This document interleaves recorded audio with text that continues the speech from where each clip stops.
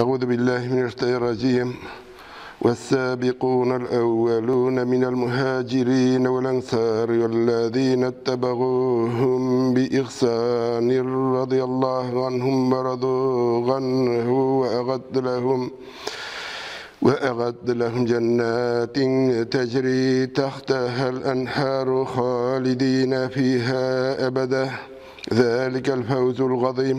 الله سبحانه وتعالى قرآن الكريم deyta Mekke'den Medine'ye hicret kılan sahabelerinin iki kıblada da namaz okup Bedir soğuşunda bulganlarından hem de onlara ihsan bilen ergen başka müminlerden Allah Teala onlardan rıza buldu. Hem onlar da Allah Teala'dan rıza buldular. Hem de onlara oslarından sular ağatırgan cennetler hazırlandı. Ul cennetlerde mengi kalırlar. Bu cennetlerde mengi kalı ulu maksatlarga erişudur. Allah Teala bu ayetler bilen birinci Müslümanlar, sahabeler turunda, onlar bilen özünün rıza buluğun hem onların cennetlerge erişler turundaydı.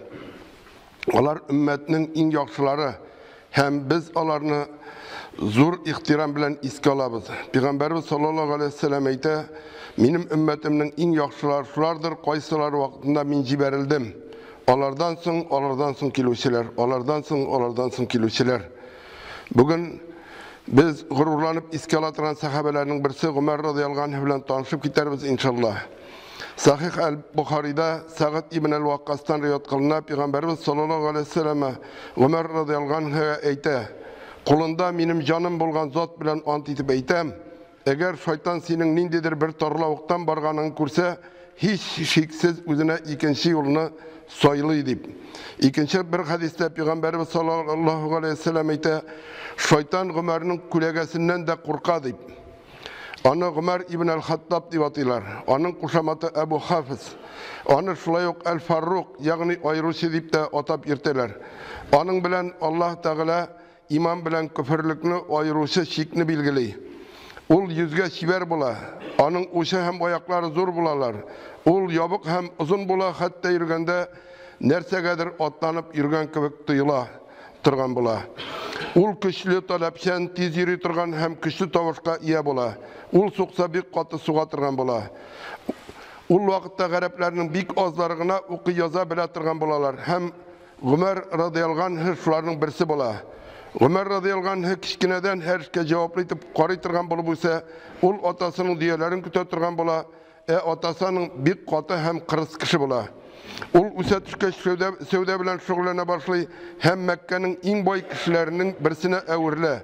Nesili, şahsi abruyu hem tırışlığı ona kabiledeşlerinin ihtiramın yavlarga hem onlar arasında yukarı urunga erişuga kitire. Ömer radıyallahu anh zirek, üstatırlı, ütken, kişli, sabır hem namuslu kişi bula. Şu sıfatlarga iya bulu sebeple ul Kureyşlerin iyisi bula. Hem başka kabileler bilen nizak gelip çıkkanda ul oradarşı bularak katnaşatırgan bula. Ul özünün halkın büyük nık yarata hem onun grup adetlerin çin köngülünden yaklaytırgan bula. İslam dini tarala başlagan vakitlarda ul yana dininin Mekke halkının tarkalığına kitire deyip kurka. Hem İslam dinine karşı bütün küçün koyup küreşe. Hatta bir tapkır ul özünün İslam dinini kabul etken kul hatının kolu alıp kolundan kamçısı düşüp gitkenşi kıyını. Bu hatını Ebu Bekir radıyallahu anh satıp Allah hem azat ite. Şu vakitte Peygamberimiz sallallahu aleyhi ve selleme Allah Teala'ga tübendeki dua bilen mürecek ite. Ya Allah, İslam'ın şu ikinin birisi bilen, ya Ebu Cehil ibn Hişam, ya Ömer ibn el-Hattab bilen, koysun nıgırak yaratasın şunun bilen nıgıt deyip. Günlerden bir günü Mekkeliler jirşar hem Peygamber sallallahu aleyhi ve sellem'in ütirge kilşeler. Ömer ibn radıyallahu anh, Peygamberimiz sallallahu aleyhi ve sellem'in ütirge söz bire. Ul kılıçlarını takıp innen şap gite. Yoldan Nugaym ibn Abdullah Şerih hem koya barı turunda suraşa. Ona cevap itip Ömer radıyallahu anh heyte. Muhammed'e baram ul dinin taşladı. Kureyşlerini tarkattı. Onların dinlerini tabınatırgan putlarını meskareledi. Onlardan küldüm minanı ütirem di. Şunda Nugaym ona Sina onu ütirge irik bilmezler ama in elek üzünün singilin hem kiyong bilen oğlarsan yaxşı bulur deydigen kengeşim biri. Şul sözlerden soň Ömer radıyallahu anh üzünün singilisi hem kiyow yanına kite. Ol alarını Kur'an ayetleri okugan köre aşığı kilip alarga taşlana. Alarını kıyni başlay. Hem bu işi onlarga uyat bulup kite. hem ol Kur'an ayetlerini okup qarıga oyli hem okup qarı. Bu uçraşuanın İslam dinini kabul ettiğine sebep bula. Allah Teala Peygamber sallallahu aleyhi ve sellem duasını kabul kıla. Ömer İbn el-Hattab'ını üstünde kurup İslam'ını onun bilen nıgıta. Ömer radıyallahu anh'ı bilen Allah Teala Müslümanların kişeyte kungillerine tınışlık unartıra, köfürlerge ise korku bire. Ömer radıyallahu anh'ı Allah'ın ilçesinin üzerinden de nağırak yarata başlay. Onun imanı şu kadar kuvvetlara, hatta ul etken fikirlerini rastlap Kur'an ayetlerine. Ul Allah'ın ilsi bilen bütün soğuşlarda katnaşa. Ul üzerinin fikrini korkmışa eyte tırgan bala. Hatta bu fikir Peygamber sallallahu aleyhi ve sellem'nin fikrine karşı kilatırgan bulsa da. Bedir soğuşundan sonra esirler bilen nişlerge diyen soru tuğaş. Ebu Bekir radıyallahu anh, olar bizim tuğanlarımız. Onlardan hak alık hem onlarını jiberikdi. Ömer radıyallahu anh, onların başlıklarını kiserge kirekdi. Peygamber sallallahu aleyhi ve selleme Ebu Bekir radıyallahu anh'ın fikrini kabul ite. Ama sonundan Ömer radıyallahu anh'ın sözlerini rastlap Kur'an ayetleri ine. Hudaybiye kilişinde Ömer radıyallahu anh Peygamber sallallahu aleyhi ve sellem'e karşı kile. Ebu Şirak'ta ise Ömer radıyallahu anh'ın fikri dürüst bulmayı. Nişikkine bulsa da Ömer radıyallahu anh fakat özünün fikrine iriştiratırgan bula. Peygamber sallallahu aleyhi ve sellem bilen bahaska kirmeyi, onun fikrini tekşirmeyi turgan bula. Peygamber sallallahu aleyhi ve sellem eyte, eğer minden son peygamber kilatırgan bulsa, ul Ömer bulur deyip. Ömer radıyallahu anh vaktinin küp ilişi mümkün kadar Allah'ın ilsi bilen birge uzdurgamtıla. Ul Allah'ın ilsi sallallahu aleyhi ve sellem'nin birgine vagazında kaldırmaska tırışa. Allah'ın ilsi sallallahu aleyhi ve selleme gitmey turib birgine jiyilişinde toşlap gitmey. Ömer radıyallahu anh Peygamber sallallahu aleyhi ve sellem'den 539 hadis rivayette şunun 26'sı Bukhari'de hem Müslim'de hadisler jiyintiqlarında getirileler. Peygamber sallallahu aleyhi ve sellem'nin vafatından sonra Ömer radıyallahu anh akılından yazar derecege yetip kişiler arasına çığa hem kışkıra başlayı. Şınlıkta Allah'ın ilsi sallallahu aleyhi ve sellem ölmedi. Belki özünün kavmin 40 günge toşlap gitip yanıdan kavmi yanına koytkan Musa kibik Rabbisi yanına gitti. Ebid Musa'nı da öldü digenler idi. Allah bilen antitem Allah'ın ilsi sallallahu aleyhi ve sellem hiç şeksiz koytaşak hem özün öldü deyip eytüşlerinin kulların ayaklarını kesecek deyip. Şu vakit Ebu Bekir radıyallahu anh gelip çığa hem eyte. Siznin koysağız Muhammed'e sallallahu aleyhi ve sellem tobunda bilsin Muhammed öldü. Kim Allah Teala'ga tobunda bilsin Allah yaşay ölmeytirgan. Allah Teala eyte. Ve ma Muhammedun illa rasulun qad halat min qablihi rusul. Efe immâte ev kutilen qalabtum gala anqabi ahqabikum. Ve men yanqalib gala gaqibeyhi felen yadurrallaha şey'e.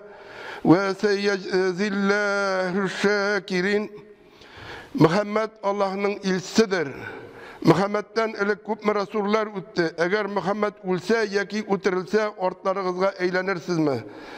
Yani eski dininize koytarsız mı? Bir kimse ilk dinine koytsa ul Allah'a hiç ziyan sola olmaz. Ziyanı üzerine bulur. Allah İslam'a şükür kılıp suğuşçularga Allah Teala tiz ecrin birir. Ebu Bekir radıyallahu anh şu ayetini okuğaç kişiler bularını işitip üksip yıladılar.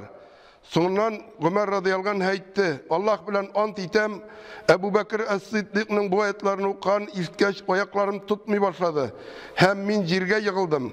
Hem şundagına min Allah'ın ilsi sallallahu aleyhi ve sellem'nin şınlap da ölgen ikenligin anladım deyip.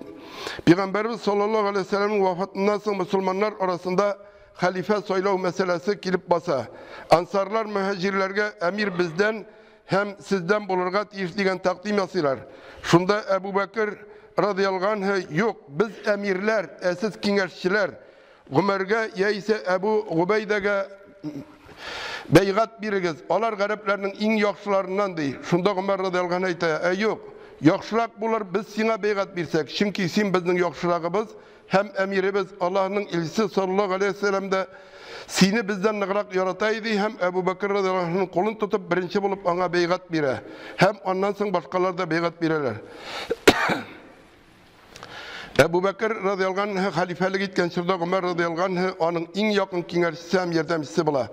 Ol Yamama soğuşunda bir köp Kur'an'ı yattan bilüşseler ulgeç Ebu Bekir radıyallahu anh'a Kur'an'ı bir kitap itip jiyu takdim bilen kile hem onu ışandırıp özünün takdimin turmuşka aşırıga irişe.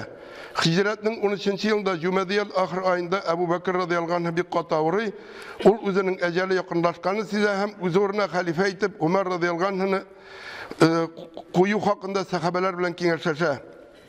Onlar ondan da yakışırak kişi bulma hakkında aytala. Fakat Talha ibn Ubaydullah kına onun bir kota hem talapçen buluğunu ayta. Ebu Bekir radıyallahu anh ona cevap aytip. Bugün ol şunday. Çünkü benim yumuşaklıkını göre. Eğer de min onu uz urnuma kaldırsam ol uzgereçekti. Ömer radıyallahu anh halife bulgaç minberge basıp tübendeki sözlerini ayta. Ey Allah! Şınlap da min kota hem talapçen mini yumuşak köngüllü it. Min zagif. Mini güçlü it, min soran, mini yumart it. Ömer radıyallahu anh gadil idare ite, hem şuşu gadilligi onun kırıslığın yumuşarta, kişiler arasında ihtiramın arttıra. Ol ne kadarına kırıs kuatı bulsa da, bütün işlerin sahabeler bilen kengeşleşip başkara, hem ol halifelik etken çırda, kişiler öz fikirlerini kurukmuş aytatırgan balalar. Olayta kengersiz işte bereket yok deyip. Bir vakit ol Selman Farisi'den min patşa mı halife mi deyip soruyor. Selman el-Farisi ona eğer de sen jirden bir dirham ya insandan kubrek ya insandan azrak jiysan hem onu tiyişsiz orunga tutsan sen halife tugul belki patşa deyip ayta. Gadillik Ömer radıyallahu anh'ın en maktavga layık sıfatlarının birisi bola. Hem bu sıfatlarına qarab onu emirlerinin urnaga deyip atap bular idi.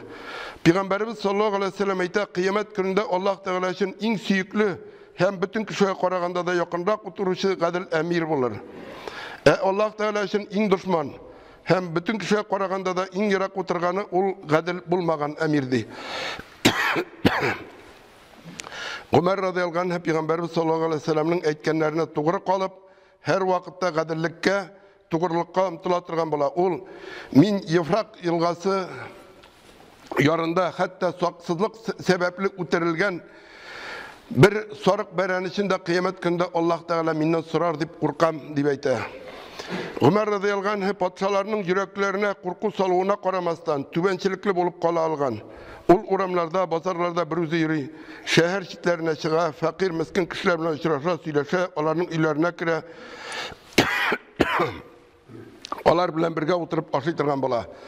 Bir vakit kiş bilen uramda yürügende bir ide ut yanganını göre hem balalar yılagan tavuşunu işitip, yanlarına bara. Hem anda bir hatının kazanda su kaynatkanı görüp, bu balalar nik yılaylar hem kazanda nik koyunu deyip soraşa. Hatın ayta, bu balalar açtan yılaylar, aç pişirem deyip yuvatıp, onlarını yuvatı için kazanda su kaynatam deyip cevap bire. Şunda Ömer tezgine Beytülmalga barıp, bir kapşık un hem may salıp, göz arkasına köterip şu hatın yanına bara.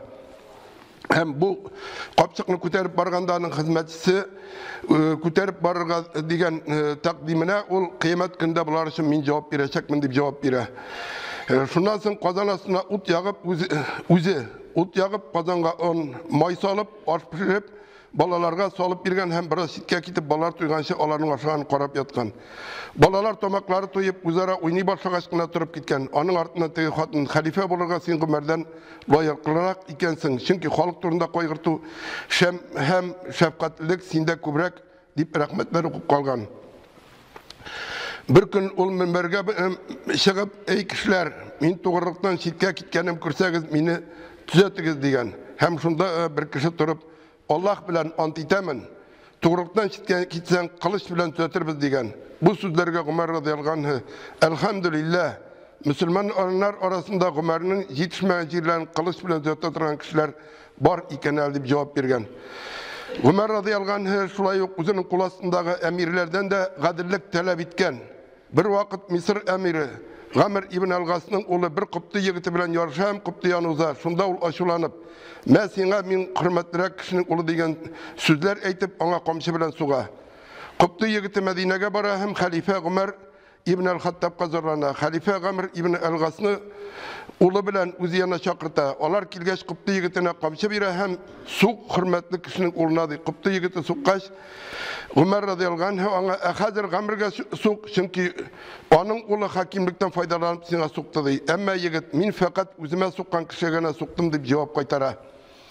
Шунда Умар радиаллаху анһу Гамр ибн әл-Ғасқа бурыла һәм искиткеч сүзләр әйтә. Эй Гамр, кайчан сез кешеләрне куллыкка төшерергә өлгердегез? Бит аларны аналары азат итеп турдылар диде. Умар радиаллаху анһу бер кемне дә ислам диненә көчләп кертмәгән. Хәтта аның моңарга мөмкинлеге булса да, бер вакыт бер христиан каршыгы ниндидер үтенеч белән аның янына килә, ул аның үтенечен үтәгәнче аңа ислам динен кабул итүен тәкъдим итә. Ул карчык аңарга мин карт һәм минем монда кайгым юк дип җавап бирә. Умар радиаллаху анһу аның үтенечен үти һәм Allah Teala'ga ya Rabbim minanı mecburilemedim belki ündədim gene deyip yalvarıp dua kıla. Yerusalim şehri olgaç Nasaralar bilen uzara kilişuga Umar radiyallahu anh'ı onlarının dinlerine, şirkevlerine, mallarına hiç zarar etmezke, hiç kimni dinge güçlemezke, dinlerine kamil irik birige diyen şartlar kirte.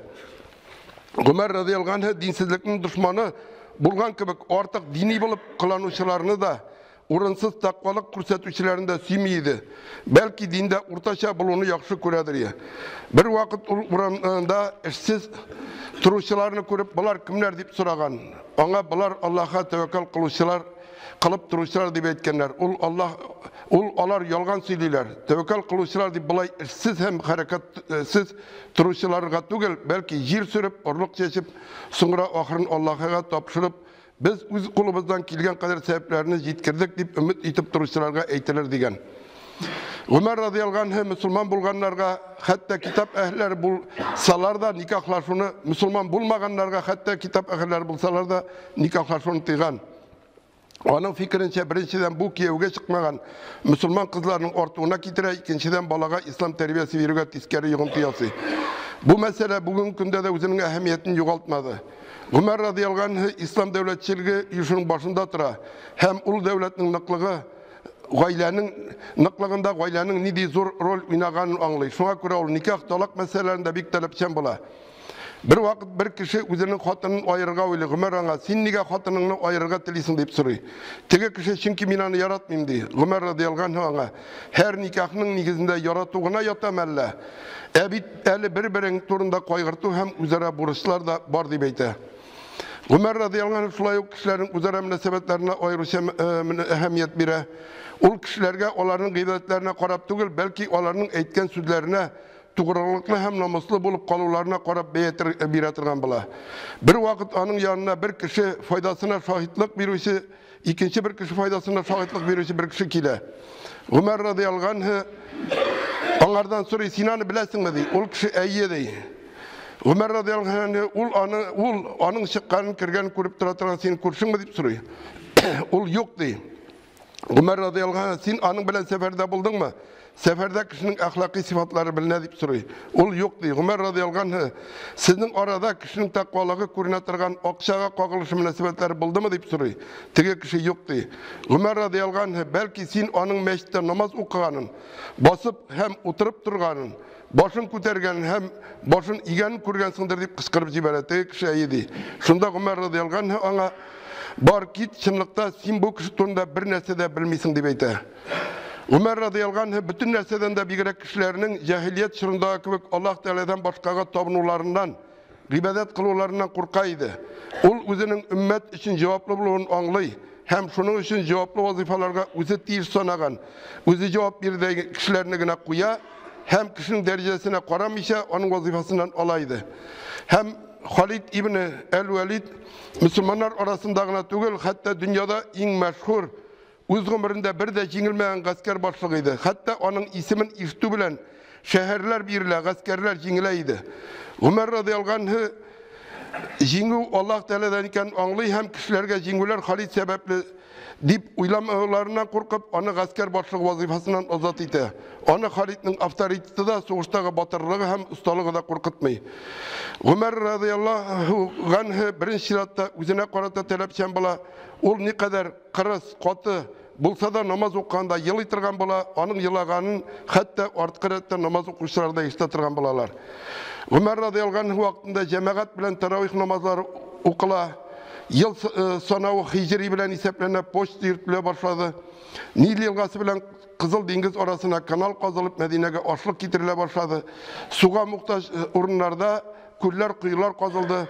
Mescid-i Haram ve Resulullah Mescid-i Zur aytıldı. Farsı, Şam, Dünya, Afrika'nın köp yerleri alınıp halifet zur devletke eylendi. İslam dininin gadilligi hem merhametliliği sebeple bu illerde yaşayan halklar İslam dinini kabul ettiler. Ömer radıyallahu anh 10 yıl yarım halifelik etip Hicri 21. yılının 26. Zülhicce'de Ebu Lü'lü isimli Farsılardan bulgan bir meclisi kul tarafından hancer bilen kazap üterile. Üzün kim ütergenligin bilgeç elhamdülillah Müslüman bulgan kişi tarafından üterilmeden dedi. Ömer radıyallahu anh'ın ölümünden sonra Sa'id ibn Zeyd ilagan hem ondan yılavının sebebini soragaç ol. Min İslam için kaygırıp yılayım. Ömer'in ölümü anlaşıl kadar tüben düşürdü. Ol indelikki haline koyta olmayacak degen. El-Hudayfe ibn el-Yemen etken İslam Ömer'in ölümüne kadar olga bardı. Onun ölümünden sonra şiğine başladı. Hem elde şiğinin devam ete degen. Abdullah ibn Mesud etken eğer Ömer radıyallahu anh'ın gıylimin ülkenin bir telinkesine koysan hem ikinci telinkesine yeryüzünde yaşayan bütün kişilerin gıylimin koysan Ömer'in gıylimi ağırrak gelir degen. Hem şulay kula etken. Şınlıkta Ömer üzerine gıyliminin ondan 9 ülüşün toplagan ide degen. Vagazimni el-Hasan el-Basri'nin sözler bilen tamamlaysak bile ola etken. Eğer meclislerinizin hayırlı meclislerden bulun dileseniz Ömer'ini işrak iske alınız degen. Barakallahu li ve lekum fil Kur'anil gazim ve nefagana ve iyyakum bil ayati ve zikril hakim innehu es-semi'ul galim el-gafurur rahim el-mujibud du'a.